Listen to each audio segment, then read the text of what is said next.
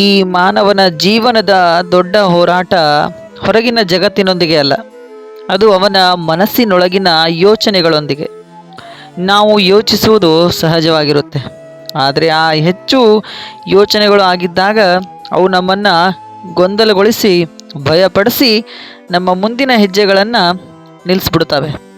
ಅನೇಕರಿಗೆ ಜೀವನದಲ್ಲಿ ಅವಕಾಶಗಳ ಕೊರತೆ ಇಲ್ಲ, ಆದರೆ ಅವಕಾಶಗಳನ್ನು ಹಿಡಿಯುವ ಧೈರ್ಯವನ್ನು ಅತಿಯಾದ ಯೋಚನೆಗಳನ್ನು ಮಾಡಿ ಅವಕಾಶಗಳನ್ನು ಕಿತ್ಕೊಳ್ತಾರೆ.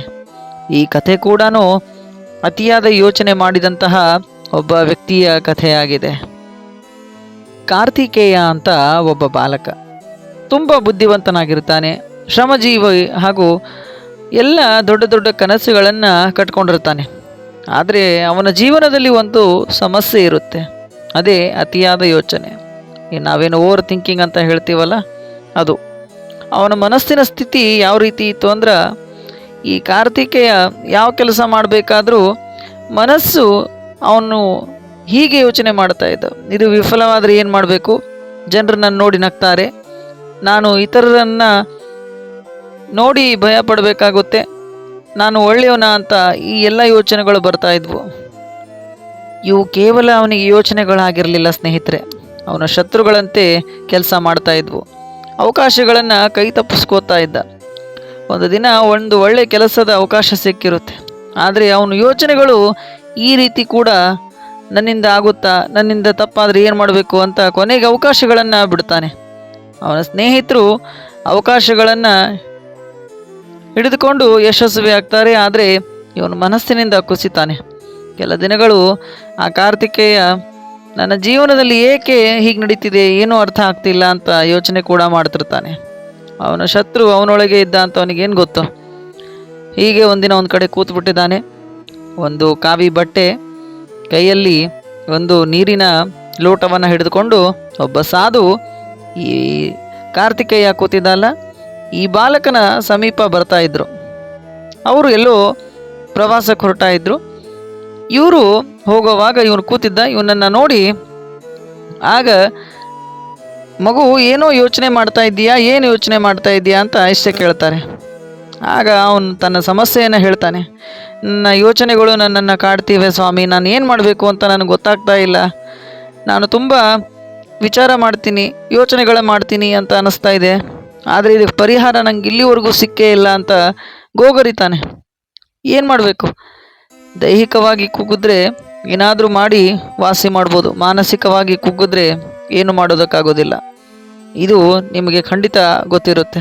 ಇಲ್ಲಿನೂ ಕೂಡ ಈ ಕಾರ್ತಿಕೇಯನಿಗೆ, ಈ ಬಾಲಕನಿಗೆ ಮಾನಸಿಕವಾಗಿ ಕುಗ್ಗೋಗ್ಬಿಟ್ಟಿದ್ದಾನೆ. ಯಾವ ಕೆಲಸ ಮಾಡಿದ್ರೂ ಕೈ ಹಿಡಿತಾ ಇಲ್ಲ, ಏನು ಮಾಡಿದ್ರೂ ಕೈ ತಪ್ಪಿ ಹೋಗ್ತಾ ಇರುತ್ತೆ. ಓವರ್ ಥಿಂಕಿಂಗ್ ಮಾಡಿ ಅತಿಯಾದ ಯೋಚನೆಗಳು ಇವನನ್ನು ದಿನದಿನವೂ ಕೊಂದು ಹಾಕ್ತಾ ಇದ್ವು. ಆಗ ಈ ಸಾಧು ಹತ್ರ ಕೇಳ್ತಾನೆ, ಇದರಿಂದ ನನಗೇನು ಮಾಡಬೇಕು ಅಂತ ಕೇಳಿದಾಗ ಅವ್ರು ಹೇಳ್ತಾರೆ, ನಾಳೆ ಇದೇ ಸಮಯಕ್ಕೆ ಈ ಒಂದು ಮರದ ಕೆಳಗೆ ಬಾ, ನಾನು ಹೇಳ್ತೀನಿ ಅಂತ ಹೇಳ್ತಾರೆ.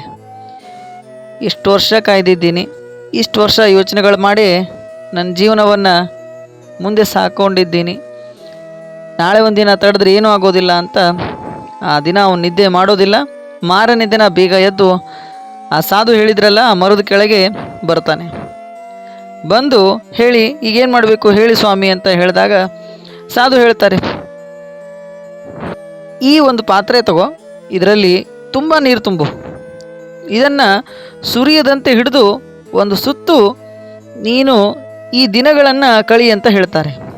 ಅಂದರೆ ಒಂದು ಪಾತ್ರೆಯಲ್ಲಿ ಅದರ ತುಂಬ ನೀರು ತುಂಬಿ ಕೊಡ್ತಾರೆ, ಕೊಟ್ಟು ಈ ನೀರು ಕೆಳಗೆ ಬೀಳದಂತೆ ನೀನು ನಿನ್ನ ಈ ದಿನವನ್ನು ಕಳೆದ್ಬಿಡು ಸಾಕು ಅಂತ ಹೇಳ್ತಾರೆ. ಈ ಕಾರ್ತಿಕೇಯನಿಗೆ ಯೋಚನೆ ಆಯಿತು, ಏನಪ್ಪ ಇದು ಒಂದು ಹೊಸ ಆಟ ಹೇಳ್ತಾ ಇದ್ದಾರೆ ಅಂತ ಅನ್ನಿಸ್ತು. ಆದರೆ ಇದು ಆಟ ಅಲ್ಲ, ಅವನ ಜೀವನಕ್ಕೆ ಅದು ಪಾಠ ಆಗಿತ್ತು. ಕಾರ್ತಿಕೇಯ ತೆಗೆದುಕೊಂಡು ಅವನು ದಿನ ಎಲ್ಲೆಲ್ಲಿ ಹೋಗ್ತಾ ಇದ್ದ ಆ ಸ್ಥಳಗಳಿಗೆ ಹೋಗ್ತಾ ಇದ್ದ, ಆದರೆ ಅವನ ಗಮನ ಮಾತ್ರ ಆ ನೀರು ಕಡೆನೇ ಇತ್ತು. ಸುತ್ತಮುತ್ತ ಮರಗಳಲ್ಲಿ ಹಕ್ಕಿಗಳು ಕೂಗ್ತಾ ಇದ್ವು, ಲಕ್ಷ್ಯನೇ ಕೊಡ್ತಾ ಇಲ್ಲ ಈ ಕಾರ್ತಿಕೇಯ. ಅಕ್ಕಪಕ್ಕದಲ್ಲಿ ದನಕರುಗಳು ಎಲ್ಲ ಗೋಗರಿತಾ ಇದ್ವು ಅಂಬಾ ಅಂತ, ಇವನು ಆ ಕಡೆ ಎಲ್ಲೂ ನೋಡ್ತಾ ಇಲ್ಲ. ದಾರಿಯಲ್ಲಿ ಹೋಗಬೇಕಾದ್ರೆ ಶ್ವಾನಗಳು ಬೊಗಳ್ತಾ ಇದ್ವು, ಆ ಕಡೆ ಲಕ್ಷ್ಯ ಕೊಡದೆ ಇವನ ಗಮನ ಒಂದೇ ಕಡೆ ಇತ್ತು. ಆ ಗಮನ ನೀರಿನ ಕಡೆ ಬಿಟ್ಟರೆ ಯಾವ ಕಡೆನೂ ಇಲ್ಲ. ಆ ನೀರು ಕೆಳಗೆ ಬೀಳದಂತೆ ಅದರ ಕಡೆನೇ ಲಕ್ಷ್ಯ ಕೊಟ್ಟಿದ್ದಾನೆ. ಹಾಗೋ ಹೀಗೋ ಇನ್ನೇನು ಸೂರ್ಯ ಮುಳುಗೋಕೆ ಬಂದ. ಆಯಿತು, ಈ ದಿನ ಇಳಿದಿರ ಹತ್ರ ಕಳೆದಿದ್ದೀನಿ, ನೀರು ಜೊತೆನೇ ಕಳೆದಿದ್ದೀನಿ, ಒಟ್ಟು ಒಂದು ಸ್ವಲ್ಪನೂ ಕೆಳಗೆ ಬೀಳಾರ್ದಂಗೆ ನಾನು ನೋಡ್ಕೊಂಡಿದ್ದೀನಿ ಅಂತ ಖುಷಿಯಿಂದ ಸಂಜೆ ಆ ಮರದ ಕೆಳಗೆ ಬಂದು ಕುಳಿತಿದ್ದಾನೆ. ಆ ನೀರನ್ನು ಕೈಯಲ್ಲಿ ಹಿಡಿದಿದ್ದಾನೆ, ಇನ್ನೂ ಕೆಳಗೆ ಇಟ್ಟಿಲ್ಲ. ಆ ಸಾಧು ಬರೋ ದಾರಿಯಲ್ಲಿ ಕೂತ್ಬಿಟ್ಟಿದ್ದಾನೆ. ಆಗ ಸಾಧು ಬಂದರು. ನೋಡಿ ಸ್ವಾಮಿಗಳೇ, ನೀವು ಹೇಳಿದಂತೆ ನಾನು ಈ ನೀರು ಕೆಳಗೆ ಬೀಳದಂತೆ ಪಾತ್ರೆಯಿಂದ ನೋಡ್ಕೊಂಡಿದ್ದೀನಿ. ಇಡೀ ಪೂರ್ತಿ ದಿನ ಇದರಲ್ಲೇ ನಾನು ಕಳೆದಿದ್ದೀನಿ, ನನ್ನ ಗಮನ ಇದ್ರ ಮೇಲೇ ಇತ್ತು ಅಂತ ಹೇಳಿದಾಗ ಆ ಸಾಧುಗೆ ಉತ್ತರ ಕೊಡೋ ಅವಶ್ಯಕತೆ ಇರಲಿಲ್ಲ ಅಂತ ಅನಿಸುತ್ತೆ. ಅವ್ರು ಹೇಳ್ತಾರೆ, ಇದೇ ಜೀವನ ಕಣಯ್ಯ ಅಂತ ಹೇಳ್ತಾರೆ. ಆಗ ಅವನಿಗೆ ಅರ್ಥ ಆಗ್ತಾ ಬಂತು. ಸಾಧು ಒಂದು ಮಾತು ಹೇಳ್ತಾರೆ, ಇದು ಖಂಡಿತ ನಮ್ಮ ಜೀವನಕ್ಕೆ ಅನ್ವಯಿಸುತ್ತೆ ಸ್ನೇಹಿತರೆ. ನೀನು ಒಂದೇ ಗುರಿಯ ಮೇಲೆ ಗಮನ ಇಟ್ಟಾಗ ಉಳಿದೆಲ್ಲ ಯೋಚನೆಗಳು ಯಾವ ನಿನಗೆ ಕಾಣೋದಿಲ್ಲ. ಆದರೆ ನೀನು ಎಲ್ಲವನ್ನ ಯೋಚನೆ ಮಾಡಿದಾಗ ನಿನ್ನ ಗುರಿ ಎಲ್ಲಿ ಹೋಗಬೇಕು? ನಿನ್ನ ಗುರಿನೇ ಇರೋದಿಲ್ಲ ಆವಾಗ. ಕಾರಣ ಎಲ್ಲ ಯೋಚನೆ ನೀನೇ ಮಾಡ್ತಾ ಇದ್ದೀಯಾ ಅಂದಾಗ ನಿನ್ನ ಗುರಿ ಕಡೆ ನೀನು ಗಮನ ಕೊಡೋದಕ್ಕೆ ಖಂಡಿತ ಸಾಧ್ಯವಾಗೋದಿಲ್ಲ. ಇದೇ ನಿಜವಾದ ಜೀವನದ ಅರ್ಥ ಇದೆ ಕಣಯ್ಯ ಅಂತ ಹೇಳಿದಾಗ ಆ ಯೋಚನೆಗಳು ಯಾವ ರೀತಿ ಇದ್ವು ಅಂತ ಅವನಿಗೆ ಗೊತ್ತಾಯಿತು. ನನ್ನ ಅವಕಾಶಗಳನ್ನು ನಾನು ಹೇಗೆ ಕಳೆದುಕೊಂಡಿದ್ದೀನಿ ಅಂತ ಅರ್ಥ ಮಾಡಿಕೊಂಡ. ಈಗಿನ ಮಕ್ಕಳು ಮಾಡೋದು ಕೂಡ ಇದೆ ಅಂತ ಅನಿಸುತ್ತೆ. ಪರೀಕ್ಷೆ ಬರೀತಿರ್ತಾರೆ, ಇನ್ನೂ ಬರದೇ ಇರೋಲ್ಲ, ನಾನು ಫೇಲ್ ಆಗ್ತೀನೇನೋ ಅಥವಾ ನನಗಿಂತ ಚೆನ್ನಾಗಿ ಎಲ್ಲರೂ ಬರೀತಾರೋ ಅಂತ ಯೋಚನೆ ಮಾಡ್ತಿರ್ತಾರೆ. ಇದೇ ಅಲ್ಲ, ಕೆಲವೊಂದು ಸಲ ಓಡುವಂತಹ ಓಟಗಾರನು ಕೂಡ ಇನ್ನೂ ಮೈದಾನದಲ್ಲಿ ಕಾಲೇ ಇಟ್ಟಿರೋಲ್ಲ, ನಾನು ಓಡೋಲ್ಲ ಅಂತ ಅನಿಸುತ್ತೆ ಅಂತ ಅನ್ಕೋತಾನೆ. ಸ್ನೇಹಿತರೆ, ಒಟ್ಟಿನಲ್ಲಿ ಆಗೋದು, ಜೀವನದಲ್ಲಿ ಯಶಸ್ಸು ಸಾಧಿಸಲು ನಾವು ಮೊದಲು ಗೆಲ್ಲಬೇಕಾದದ್ದು ನಮ್ಮ ಹೊರಗಿನ ಪರಿಸ್ಥಿತಿ ಅಲ್ಲ, ನಮ್ಮ ಒಳಗಿನ ಯೋಚನೆಗಳನ್ನು ನಾವು ಗೆಲ್ಲಬೇಕು. ಯೋಚನೆಗಳು ನಮ್ಮನ್ನು ನಿಯಂತ್ರಿಸಿದರೆ ನಾವು ಹೆಜ್ಜೆ ಇಡಲು ಖಂಡಿತ ಭಯಪಡಬೇಕಾಗುತ್ತೆ. ಆದರೆ ನಾವು ಯೋಚನೆಗಳನ್ನು ನಿಯಂತ್ರಣದಲ್ಲಿ ಇಟ್ಕೊಂಡ್ರೆ ನಾವು ಆತ್ಮವಿಶ್ವಾಸದಿಂದ ಬದುಕಬೇಕಾಗುತ್ತೆ ಹಾಗೂ ಬದುಕಬಹುದು. ಅತಿಯಾದ ಯೋಚನೆಗಳನ್ನು ಬಿಟ್ಟು ಸರಿಯಾದ ಸಮಯದಲ್ಲಿ ಕೆಲಸ ಕ್ರಿಯೆಗಳನ್ನು ಮಾಡಿದಾಗ ಮಾತ್ರ ಜೀವನದಲ್ಲಿ ಬದಲಾವಣೆ ಖಂಡಿತ ಆಗುತ್ತೆ. ಯೋಚನೆಗಳು ನಿಮ್ಮ ಶತ್ರು ಆಗಬಾರ್ದು, ಅವು ನಿಮ್ಮ ಸಹಾಯಕ ಆಗಬೇಕು ಅಂತ ಹೇಳ್ತಾ ಈ ಮಾತನ್ನು ನಾವು ಅನ್ವಯಿಸ್ಕೊಳ್ಬೇಕು. ಹಾಗೂ ನಮ್ಮ ಬದುಕಿನ ಸೂತ್ರವೇ ಅದು, ಯೋಚನೆ ಒಳ್ಳೆಯದು, ಅತಿಯಾದ ಯೋಚನೆ ಖಂಡಿತ ಒಳ್ಳೆಯದಲ್ಲ ಅಂತ ಹೇಳ್ತಾ ಈ ಕಥೆಗೆ ವಿದಾಯವನ್ನು ಕೊಡ್ತೇನೆ.